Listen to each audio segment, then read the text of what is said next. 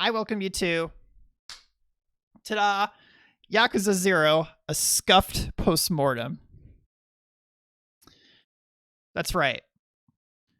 We are going to be doing a absolutely mega scuffed post-mortem / review look back at our first Yakuza game completion. This is going to be mega dumb because I didn't prepare a whole lot for this. I put some time into it, but not nearly as much as I wanted to, for IRL reasons, right? But I thought this would be fun to run through. Yeah, whack for sure, right? Expect nothing fancy. Chat, we have a literal, actual, honest to God PowerPoint presentation. That's how scuffed this is. We're doing this via PowerPoint. So get your corporate bootlicking ready because that's that's what we're doing. And of course, what would this be without the appropriate soundtrack to back this up, right?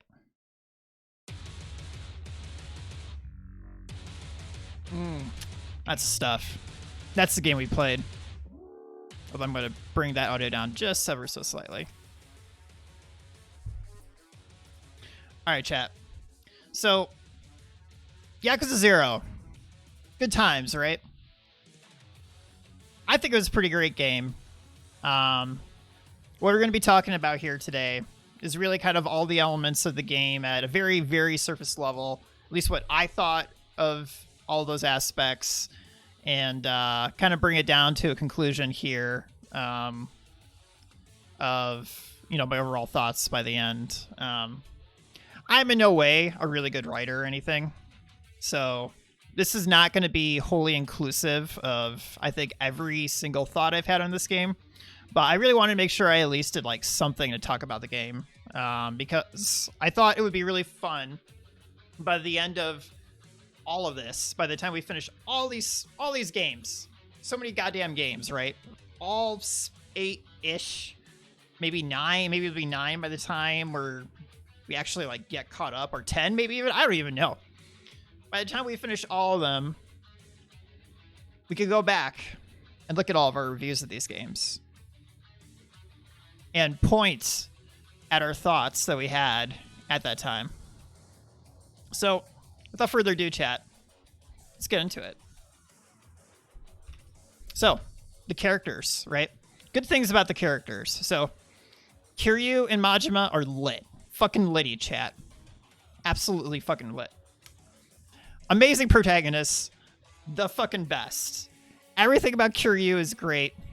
Everything about Majima is great. Well, mostly everything about them is great, and we'll talk about that a little bit more. But they were both highly personable for the most part. I felt like there wasn't any real point where I was like, man, Kiryu's a piece of shit or Majima's a piece of shit or whatever. Nothing like that. They were just really fun to follow, right? In this really weird ass, goofy ass game that we had, they were a good placement. They were good characters. The villains in this game, so also fucking great and super memorable, and I think that's largely due to the fact that they put a lot of screen time on the villains, right? So when we look at like Kuze, Sagawa, Awano, and Shibusawa, right, who are really probably more or less the keystone villains of this game. Kuze especially, they like really drive shit home with Kuze, right? You literally fight Kuze in this game like 5 fucking times. I think it is actually 5 times you fight Kuze. And he's just like a completely off the rails, like mentally deranged, just whack job. And it was really memorable, I guess, for that reason, right? Awano was really memorable just because of the fact that he really kind of represented that archetype of being kind of like the Yakuza who got soft, right? Because he literally talks a lot about how he was basically spoiled by the high life, right? By having money and not really doing a whole lot of like the dirty work anymore, right? He would just have other people do it and he wouldn't be involved in it. And it was appropriate that he represented that archetype, I think. I mean, he did that pretty well throughout the game. Very memorable dude. Great guy, Awano. I actually liked his fight towards the end, too. And then Shibusawa. Shibusawa, I think, was also a really good villain, although, honestly, he didn't really show his potential until more towards, like, the end of the game, right? Because you kind of always see him in the first, like, 2/3 of the game just being there and present, which is fine. But towards the end, I think the final boss fight for Kiryu, you know, is with Shibusawa, and that was pretty fucking awesome. I loved it. It was a really great final fight, and his rise was still like, it was a little iffy in some ways, but he still made like of that like trifecta of villains underneath the Dojima clan. You know, really, I think kind of keeled it out really well, right? Leveled it off good, because his personality was such a good contrast to Kuze's and Awano's, who were, you know, far more aggressive in how they dealt with things, and Shibusawa was really just kind of like the brains silently operating in the shadows. So all of them are good. And of course we have good old Raisin Dick, right? Good old fucking Raisin Dick. Sagawa, I think, was pretty damn memorable throughout. They did a really good job of making you fucking hate his guts. Super bad. Dude was a real piece of shit, and you really egged on him dying. I think more or less is like the best way to put it. I think they were all really distinct in their own way between those four, because those four are really like pretty much the main villains, right? I mean, you of course have what's his name, Shimano, right, who's the main boss of the clan. I can't even remember the clan name anymore because they don't actually say it that often, but the clan that Majima belongs to, underneath the greater Tojo clan, right? His sub-clan. But it may have actually just be the Shimano clan, I can't remember. But anyway, he's not like very memorable because Shimano just doesn't really make a difference. You know, with that saying, characters are complicated, but not too convoluted, mostly. Motivations in this game are like kind of all over the place, but the complexity between everybody, especially actually the side characters, I would actually say was pretty good, right? Because you had like Makoto with Tachibana, especially in that whole relationship and all this stuff that kind of like swirled around them, all the people around them. I thought that was a pretty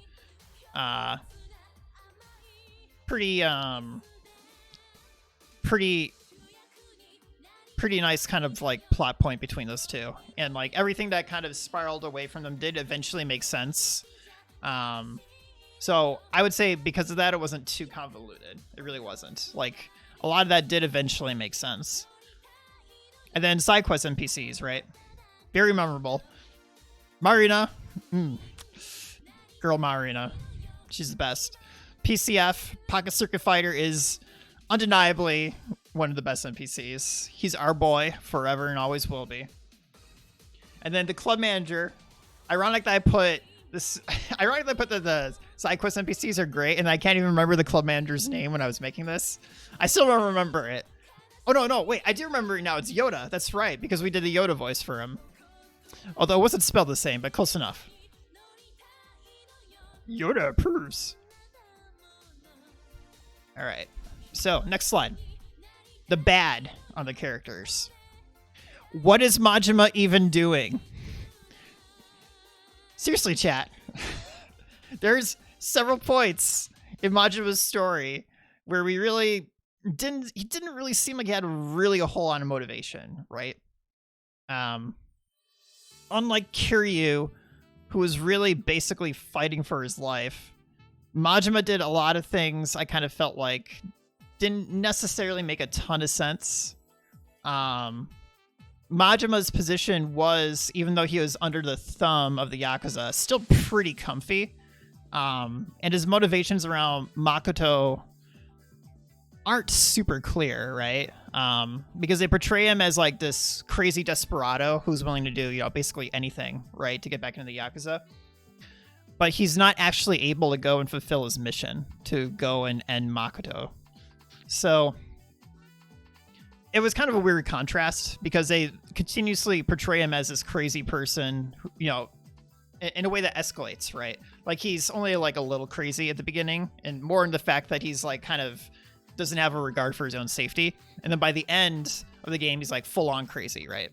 Which is fine. But a lot of the steps that he took to get there are a little rocky, I think.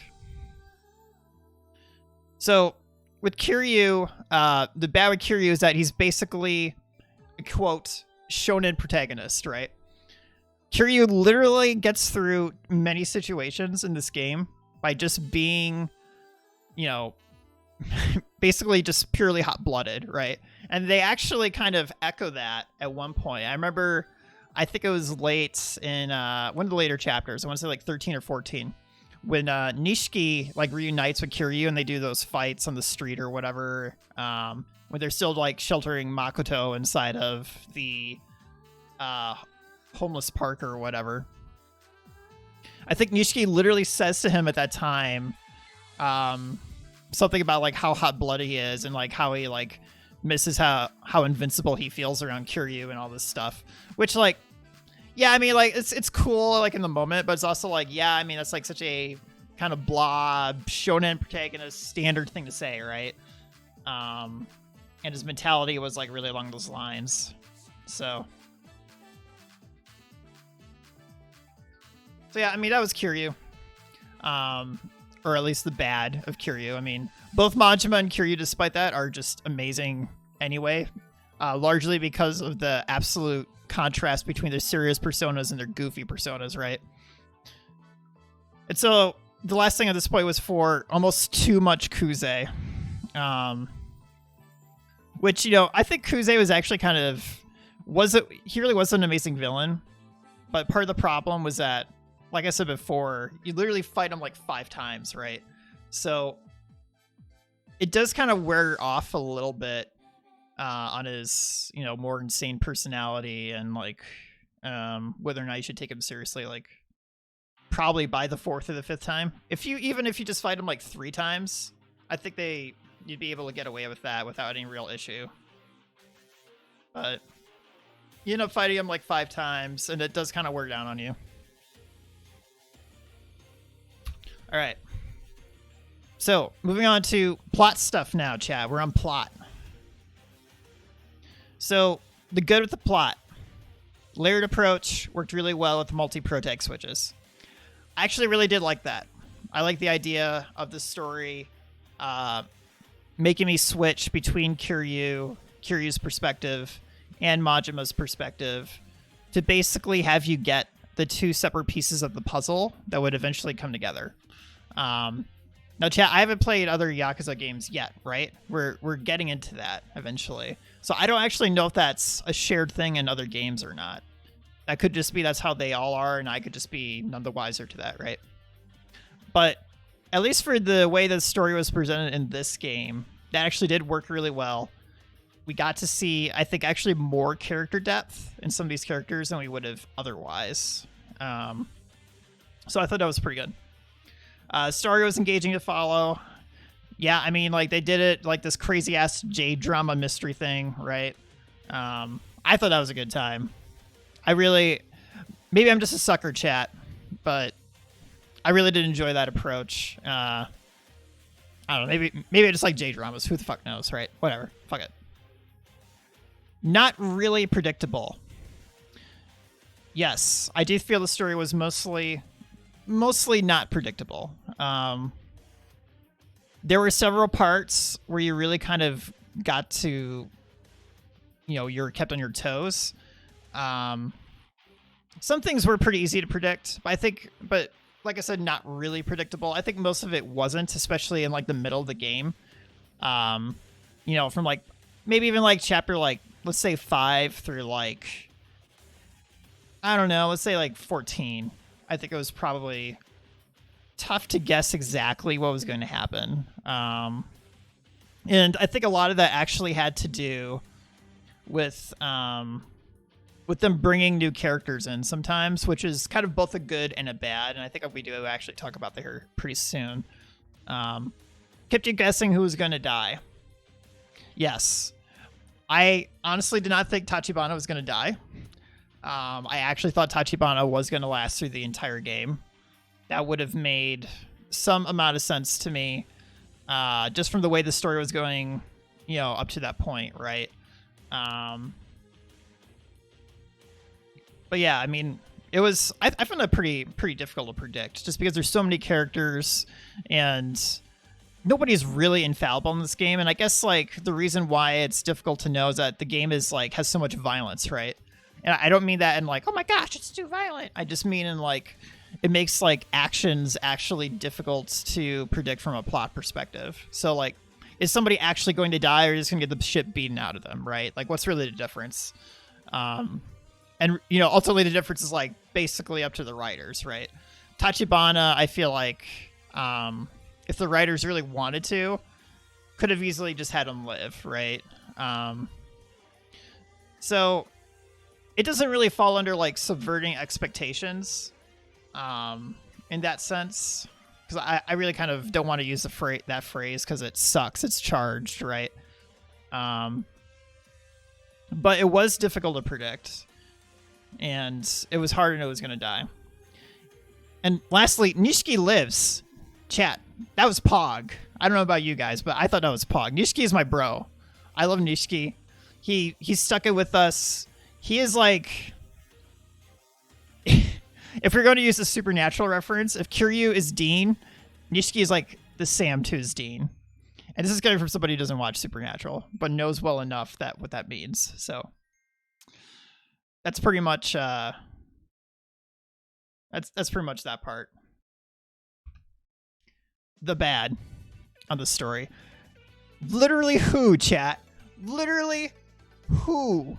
There are so many goddamn moments in this fucking story where characters are introduced out of fucking nowhere, right?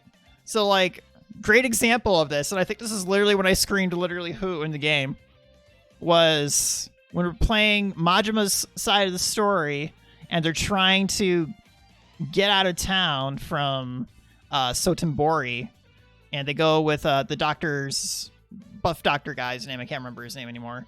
And they try to go to the car, right, to exit the city, but the car has the bomb placed in it, so everything's fucked. You know, both Makoto and Majima are injured, and then I guess it was Sago at that time, right? It was like going to go. No, wait, it wasn't Sago. It was somebody else. Was going to go basically beat the shit out of them, or like kill them, or whatever, finish them off. And then you have somebody who you do have no idea who it is at the time, just absolutely no fucking clue, just comes and like offs this person and knocks you out, and you're just like, who is this? Who? Could be anybody. And that's just an example of that, because it feels like it felt like a little kind of Deus Ex Machina in some ways. Chat, you know what that means, right? The idea that like you just kind of introduce random elements to a story to try to like tie off ends in the plot that don't necessarily have a logical conclusion. So it just kind of fell out of nowhere like that. And there was more than one moment like that in the game where it just kind of felt like they had to justify things in that sort of way, right? So I kind of felt that was kind of blah. Majima's trust in Sagawa, I felt that made zero fucking sense, chat. Like, Sagawa literally tries to kill Majima, I think, twice in the story. And Majima is just like, oh, yeah, whatever. You know, I'm just going to follow along with it. Which, okay. Sure, I guess. I found that pretty unbelievable. It almost feels like Majima has some sort of, like, weird, like, I don't know, like, submissive tendencies towards him, I guess. And maybe that's just part of the reason why the Shimano clan has Sagawa holding the leash on Majima, and maybe that's part of it, and that's probably implied in some fashion, but I honestly just didn't really buy it. I didn't think it was very believable. Literally everything Makoto does in the last few chapters of the game.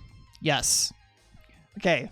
This one kills me because Makoto is just like, I'm just gonna, what? Now that I'm in Kamurocho, I have all the power. I'm just gonna ditch you guys, and then she fucking goes and talks to the Dojima clan all completely on her own, thinking that she's got the power and nobody's gonna stop her.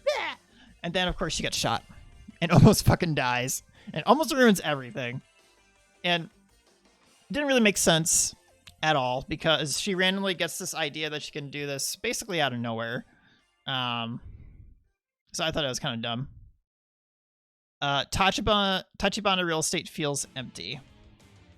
So what this is really supposed to mean is with Tachibana real estate, it's supposed to be like a group or whatever, like kind of like a Yakuza group in a way, but like not necessarily officially, right? Because it's kind of supposed to be run by all of these Chinese expats, right, who are there in Kamurocho. And at some point Sotenbori too, but in Kamurocho at that point in the story. But what seemed off about that, though, is that literally the only people you see in Tachibana real estate are Tachibana and Oda. And that's it. You see nobody else. like that's...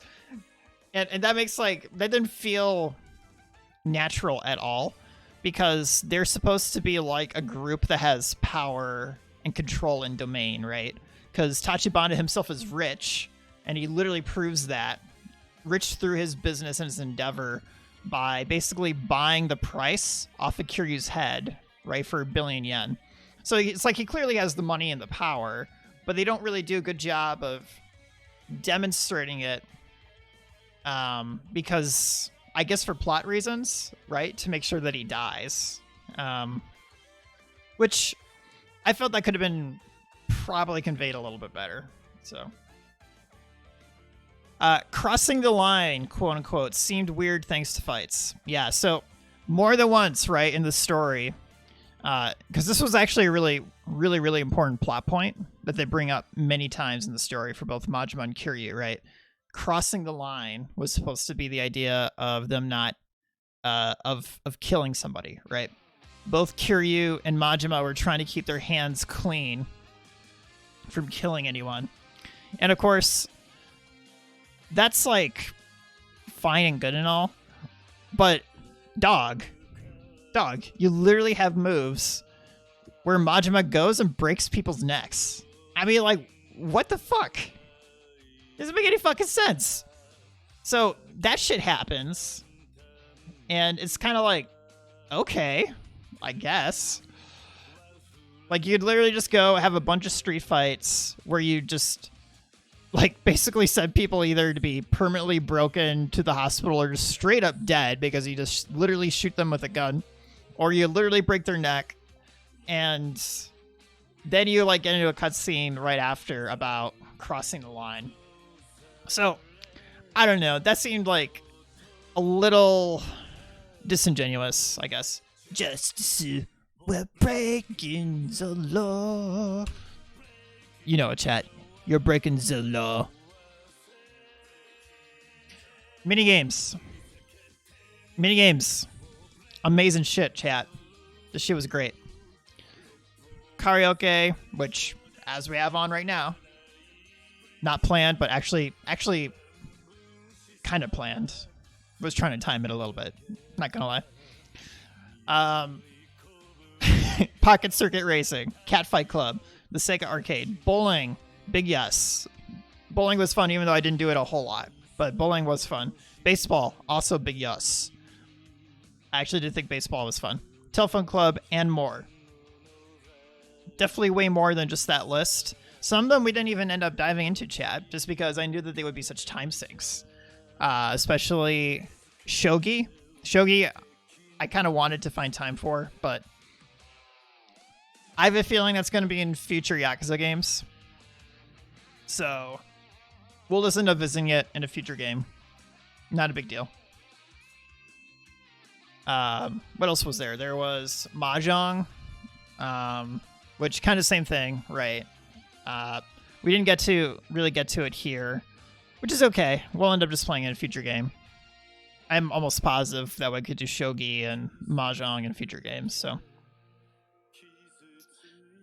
and then of course there were a couple of others. We had the dance game, which unfortunately I should have been better than it was, but I don't know. There was other ones too, but overall, I mean, what we had was so high quality. Like these are debatably like some of the most high quality, high production mini games I think in any mainline game series right now. Right? Like any mainline game series right now. Like no contest. Like I thought Final Fantasy VII Remake had fairly polished mini games. You know, I think people kind of expect that, or used to at least expect that in JRPGs. I feel like no modern JRPG really pulls it off very well. And, you know, in FF7 Remake, I think that was meant to be a callback to when they were good, right? And when they did invest time into it. And this game really takes that to a whole new level, right? Whole new level. Combat fucking sucks. It's not very good. Like, let's be honest with ourselves, chat. This is probably one of the weakest parts of actually playing the game is fights. Like, and I'm just being real about this, right? The issue is that there's just not a whole lot you can do. So, you know, let's just read through some of these points here first. So, animations and heat actions, the finishers are awesome. Yes, they are. They're very awesome. Very brutal shit. I love that part. That made you feel powerful, but because of like the power creep of some of the enemies in this game, especially towards the end. And I think I was playing on normal difficulty. I wasn't playing on hard or anything. They end up kind of being damage sponges, right? So you would literally go and break an enemy's neck or like crush their skull in the cement or beat them up with a signpost or something, and they would just get up, right? You'd have like an amazing finisher and they would just keep going. So that kind of felt cheap in some ways, but the animations themselves were cool. Actually, fighting is kind of boring. Beta boring. Styles don't have enough moves. True. So, the problem overall of fights is that for basically all three styles, you only have basically a weak and a strong attack. And then it's literally just some combination of making that work, right?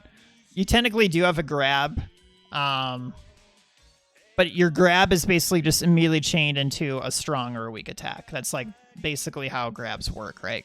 Grabs are also usually the primary way to activate heat actions. So that was usually why you would grab somebody, was to perform a heat action.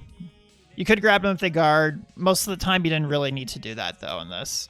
But the main issue is that if you get into a situation where you really wanted to spice it up or needed to spice it up for a given fight, you really couldn't do a whole lot, right? You would just basically just mash X or like mash X a few times and combo that with inserting the Y button in for strong attack or something of that variety, right?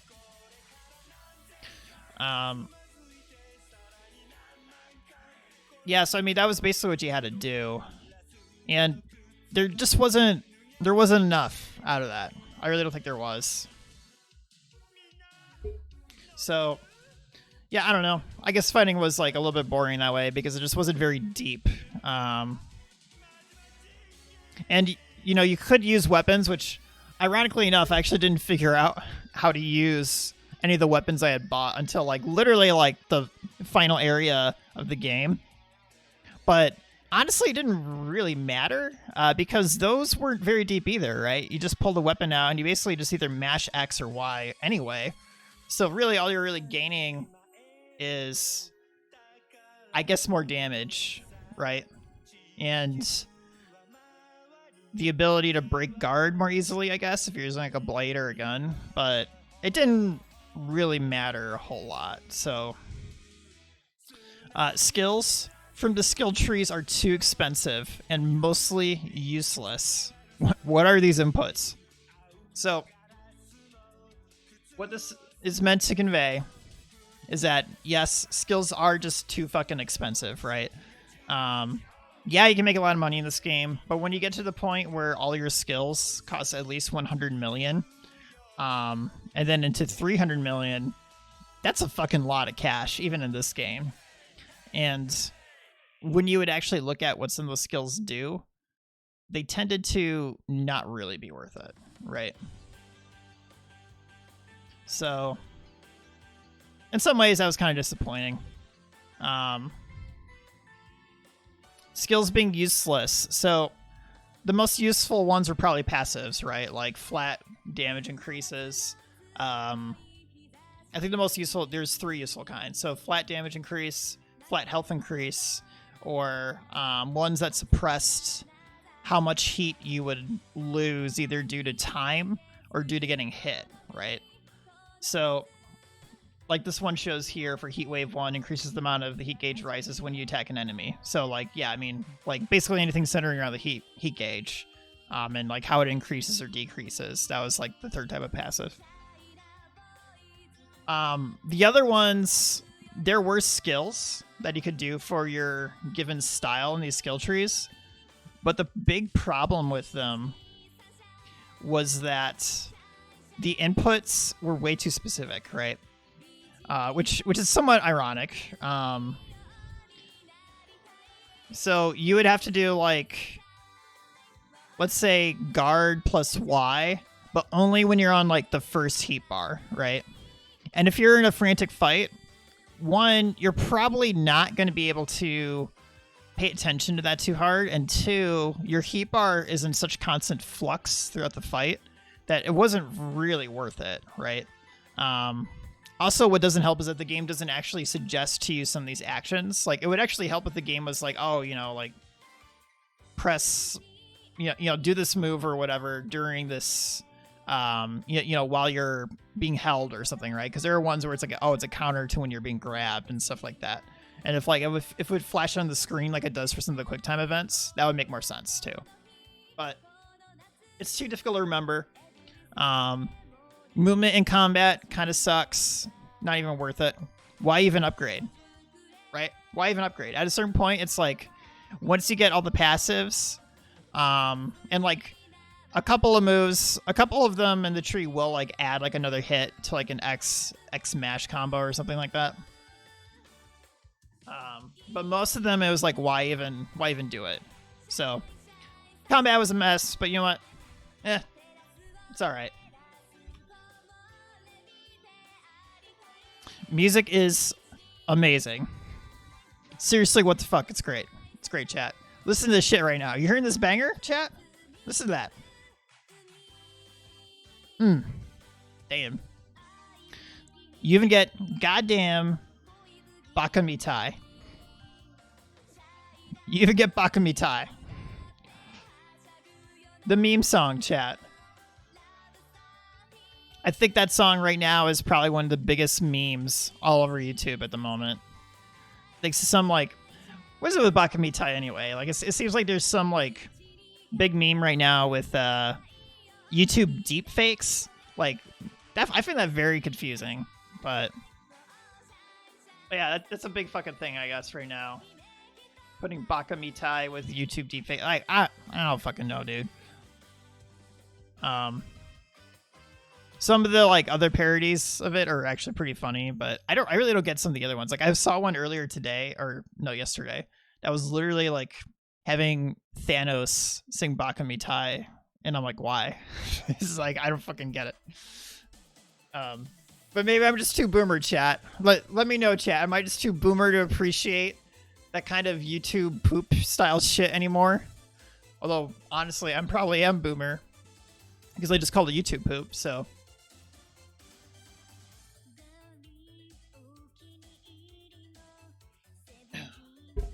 All right. So, in conclusion, chat, memorable serious story plays well with goofball sections. Old fuck, yeah. I'm so old, chat. Unbelievably old. I mean, look at this. This very patchy ass facial hair. Super old. So, memorable serious story plays well with the goofball sections. My favorite thing about this game was the contrast, right, between serious parts and not serious parts. It was really good stuff. I really had appreciation for being able to just like literally have like 35 minutes of, you know, basically J-drama insanity go on, and then go and experience like, I don't know, pocket circuit fighting or whatever, pocket circuit racer, for, you know, basically as long as I wanted to. The game was pretty generous with your time and the way that you wanted to spend it, right? So I really had an appreciation for that. Game looks graphically pretty good and helps realize it. So game is not amazing, right? So let's get that out of the way here. But it is pretty good. And, you know, we're playing on PC here, but you could tell that, like, they put a lot of time in, especially, you know, face models, and a lot of that stuff. And, you know, that helped out a lot, right? Like, I mean, if we look back through, like, I don't know, like, some of this shit, right? Between, like, Sagawa and, like, Majima, like, how expressive Majima is, Makoto, like, really, like, pretty much all the characters are pretty well realized in that way, right? They're very detailed, even if like some of the environments aren't really. Like the environments sometimes have some really junk textures, which is okay. I think that's pretty acceptable for a game like this, since it's so like character driven, and the environments are kind of just flavor text in a lot of ways. But well, I should be clear when I say that. The environmental details are flavor text, but the overall look and design of the city always looked really good. Always looked really good. Between Sotenbori and Kamurocho, the way that they were designed and look with that kind of like, you know, electric nightlife feel, really kind of echoed the 80s vibe really well, I think, that they were aiming for. So I had a real appreciation for that. I thought it made the game, honestly, way more enjoyable from that way. I really liked the kind of grungy nightlife feel in both cities. So, and you do spend most of your time actually at night. Not all of it, but a good chunk of it. So you got to really see it light up. Storytelling style really worked despite some questionable things. Yeah, I think at the end of the day, the way that the story is done and, you know, presented, like we said, with switching between characters, playing their plot sections, having it all meet up at the end, then giving the player the ability to basically go do whatever the fuck they want. All that worked. I really think it did. And despite some of the bumps with, you know, some of the character stuff, you know, like we had said, you know, Majima making no fucking sense sometimes. Like literally, like what the fuck was Majima doing? Like in like probably 30 or 40% of the game. You know, the injecting some of the characters randomly like this, all that stuff was fine. And so, chat, with that, we've hit the finale of this here, and it'll be time to say goodbye to Yakuza 0 as we move on to TTYD. So, in conclusion, 8 out of 10. 8 out of 10. Um, if I had to give a number, I think people really like numbers when you do reviews and look backs at things because people like to distill stuff down, right? If I had to do it, 8 out of 10. I think this could have been actually a 9 out of 10 game, even if all they did was fix the combat. I don't even know how they would really fix it. I guess the way the later games does it, very later games in the series are going to be different, which I'm interested to see how that's going to work.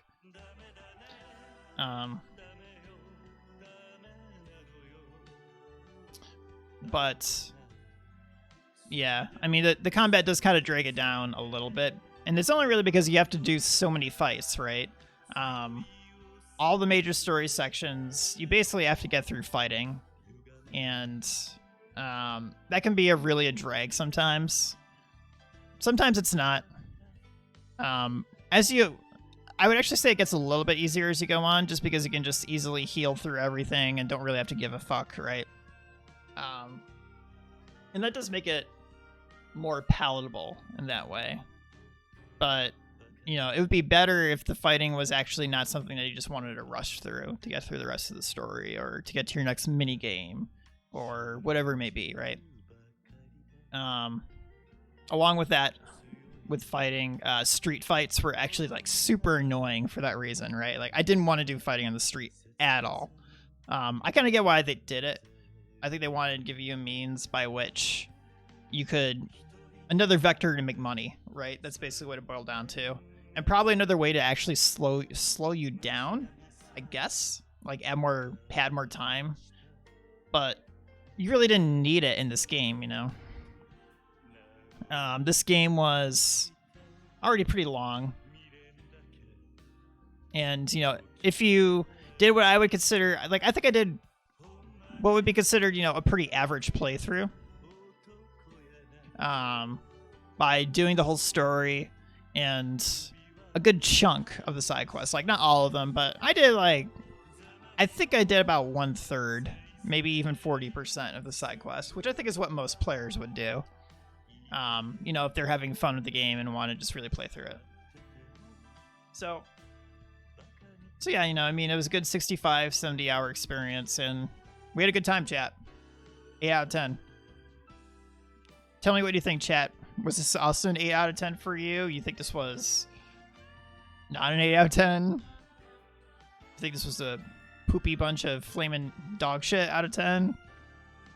20 out of 10? Something like that?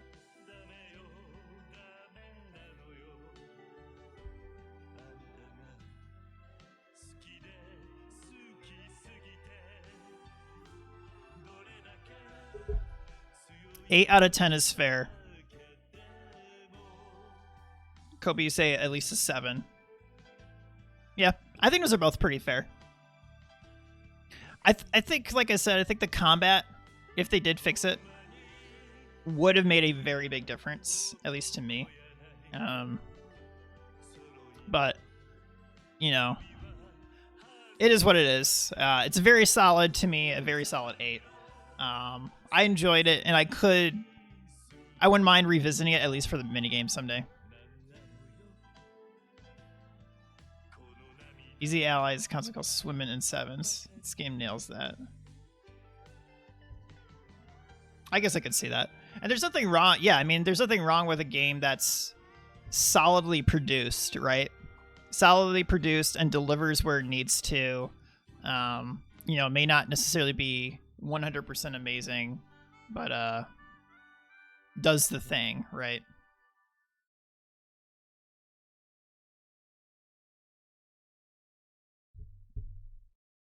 Games aren't top tier, but really good. The thing they're trying to do. Yeah, I think that's exactly what it is. I just had so much fun like playing it for all the sections that were not fighting. That's probably why I ended up rating it as an 8. The contrast for me is what really works so well, and like the goofiness, because they really, I mean, just like look at some of that shit, right? Like they fucking nail it with this shit. It's just like so fucking insane to me. And yeah, I mean, I don't know. It was a good time.